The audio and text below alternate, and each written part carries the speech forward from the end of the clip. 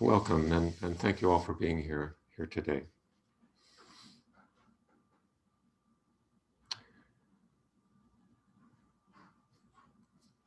Well, last week we gave a little background about this Vimalakirti Sutra we've been reading. And as you recall, where we are now, Vimalakirti is in a sick room at his residence. And Manjushri, who is the Bodhisattva associated with wisdom, has come to inquire about his illness.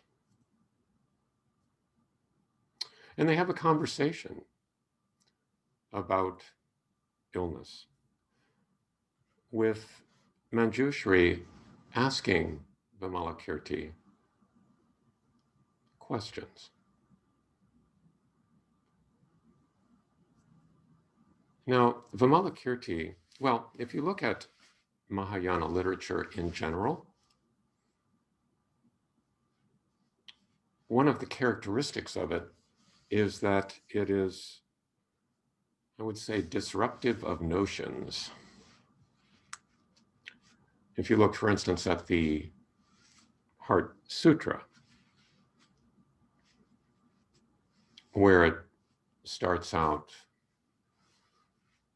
form is no different from emptiness, emptiness no different from form is emptiness, that which is emptiness, form. It's just, in a way, a kind of confusion of notions to allow us to step back from them, inspect them. No eyes, no ears, no nose, no tongue, no body, no mind. What's that about?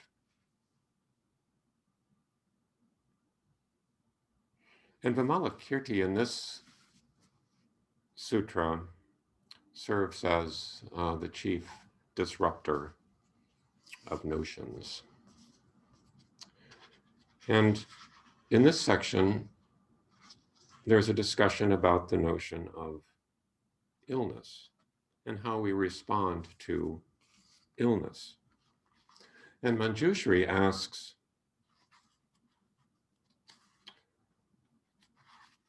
Vimalakirti, how should a bodhisattva who is ill go about tempering and controlling his mind? How should a bodhisattva who is ill go about tempering and controlling his mind? And Vimalakirti replies, a bodhisattva who is ill should think to himself, now, these illnesses of mine all spring from the deluded thoughts, the upside-down thinking, and various earthly desires of my past existence. They have no real existence. So who is it who suffers illness? Why? The four major elements come together, and therefore we apply a makeshift name, calling the thing a body. But the four major elements have no master, and the body has no I or ego. And these illnesses, too, all arise from attachment to ego. Therefore, I should harbor no such attachments to ego. Once one has understood the origin of illness, one may do away with the thought of an I or an ego and the thought of other living beings. To do so, one should call up the thought of phenomena, thinking to oneself. It is simply that various phenomena have come together to form the body. It has appeared simply because phenomena appeared, and it will vanish simply because phenomena vanish. And these phenomena are none of them known to one another. When they appear, they do not say, I have appeared. And when they vanish, they do not say, I have vanished. Then, in order to wipe out the thought of phenomena, the ailing bodhisattva should think to himself, this thought or concept of phenomena too is a form of upside down thinking.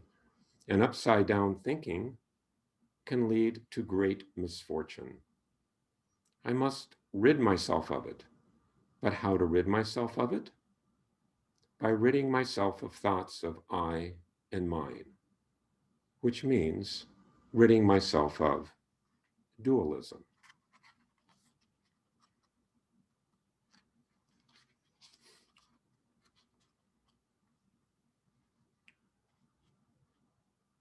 He goes on a little bit later, this ailing bodhisattva should also think to himself, this illness of mine has no reality, no existence. And the illnesses of other living beings likewise have no reality and no existence. When he adopts this view, if he should conceive a great compassion that is marked by affection and concern for living beings, he should at once thrust it aside. Why? Because the bodhisattva must rid himself of all earthly passions caused by external defilements when he summons up his great compassion.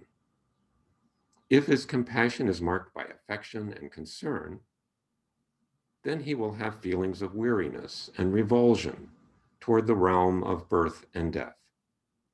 But if he can put aside affection and concern, he will feel no weariness, no revulsion, whatever realm he happens to be born into. He will not be blinded by affection or concern.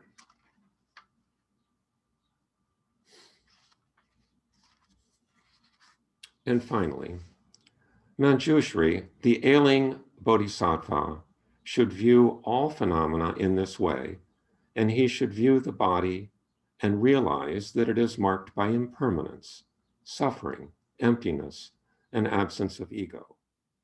This is called wisdom. But though his body may be ailing, he should constantly abide in the realm of birth and death, bringing benefit to all living beings, and never giving in to weariness and revulsion. This is called expedient means.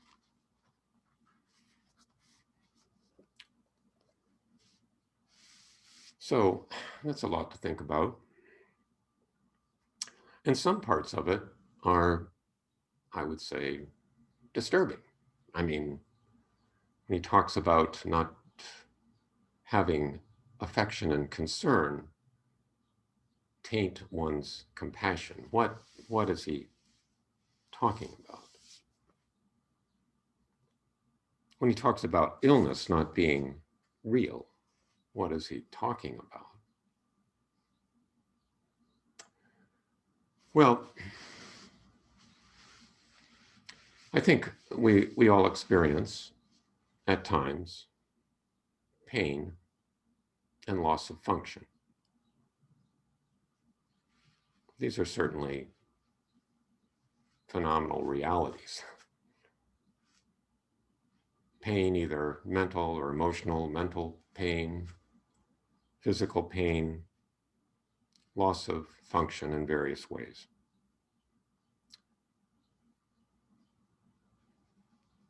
And often we label such episodes of pain and or loss of function as illnesses.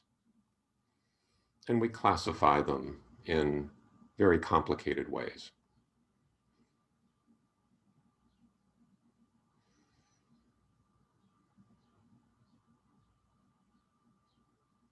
Now, seeking relief of pain and restoration of function, it's hard to argue that that's not a very natural thing. Animals do this, and we do this too. when we're in pain, when we have lost function, we try to relieve the pain, and to the extent that we can, restore the function.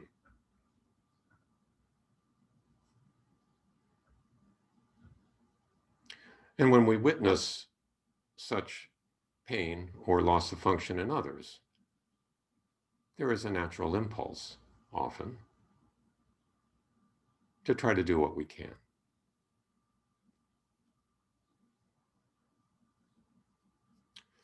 I think this little section about affection and concern is a tricky translation, because I couldn't really figure out what was intended there.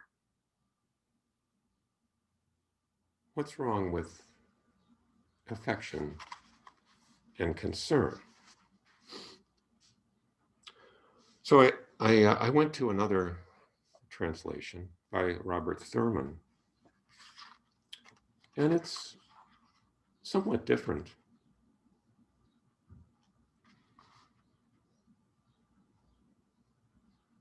He says that the sick Bodhisattva should tell himself, just as my sickness is unreal and non-existent, so the sickness of all living beings are unreal and non-existent.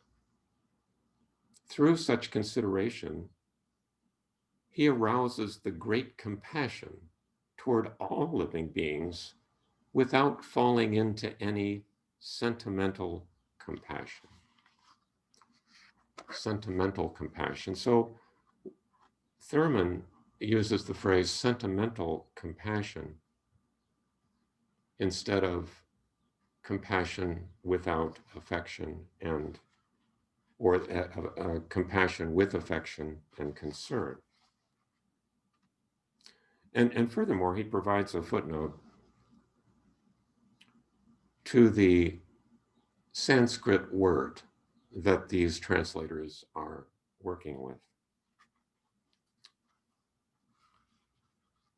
And the Sanskrit word is a compound word, and I'll try to share this because it's a little complicated. Uh-oh.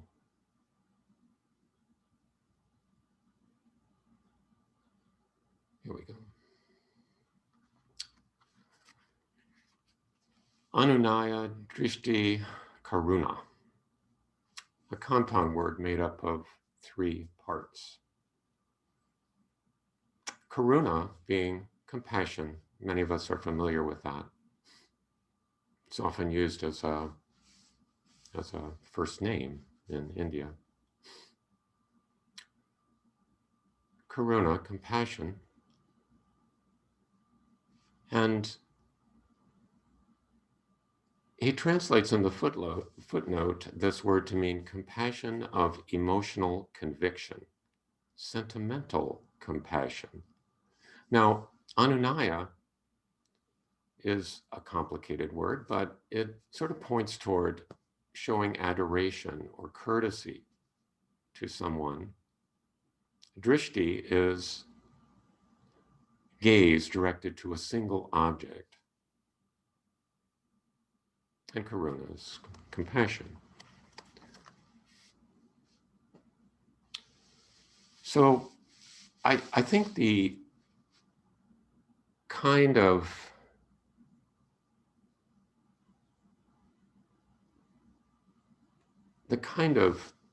compassion that Vimalakirti is discouraging,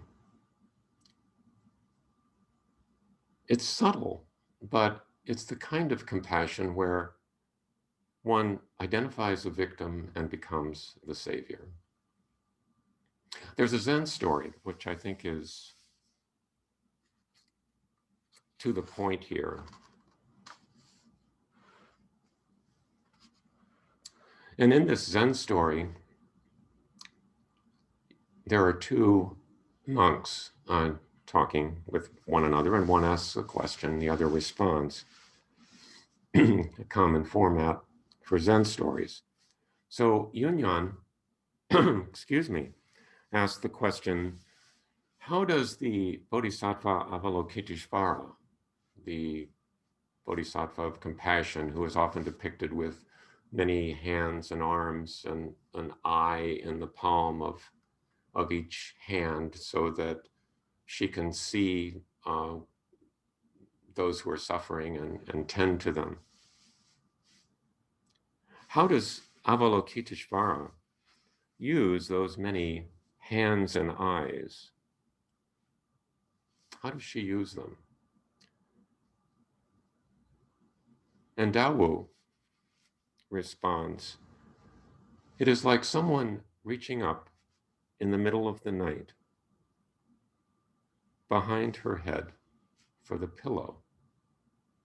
It's like someone reaching up in the middle of the night behind her head for the pillow.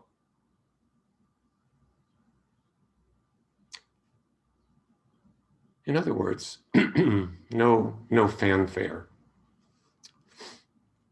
no victim and no savior, just doing what needs doing. As if when your left elbow itches and your right hand reaches over and scratches it, your right hand doesn't think, I need to do something for the left elbow. And the left elbow doesn't think, I need something done for me. It just all happens. The right hand does what needs doing without fanfare.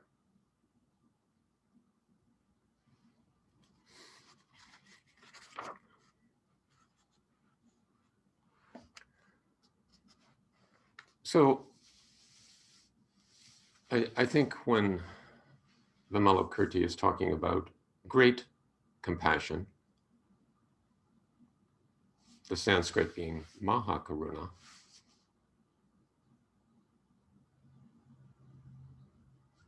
he's talking about just that sort of thing. Doing what needs doing.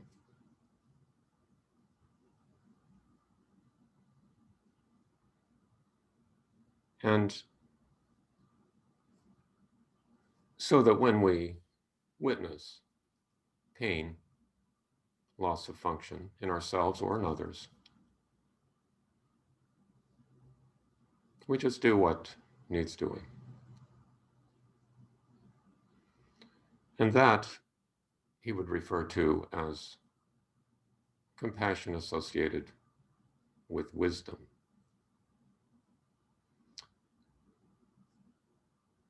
Some of you may be familiar with Robert Betcher. He's a photographer who has come and joined our group at various times when we were meeting in person. And he had one photograph that I really loved, and I would show it to you, but I can't find the image right now. But he enjoys taking photographs of graffiti.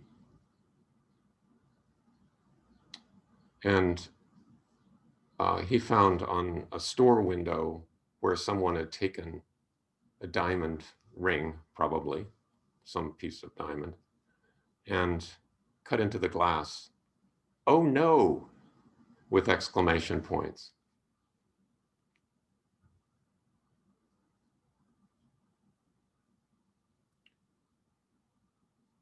So the great compassion that Vimalakirti is talking about, I think, is the compassion that is not accompanied by, "Oh no."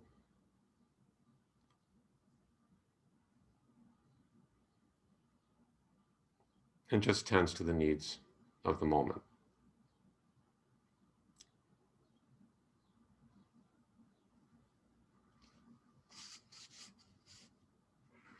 So there are other things to discuss, obviously, in those readings, but I think I'll stop there and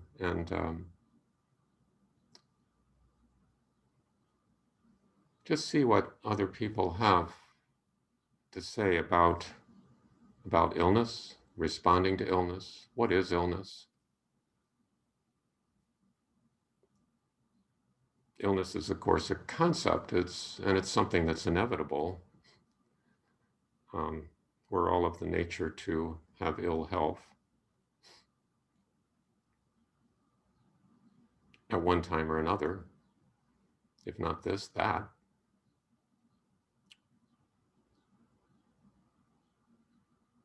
But what do we do with that? How do we respond to illness in oneself and in others?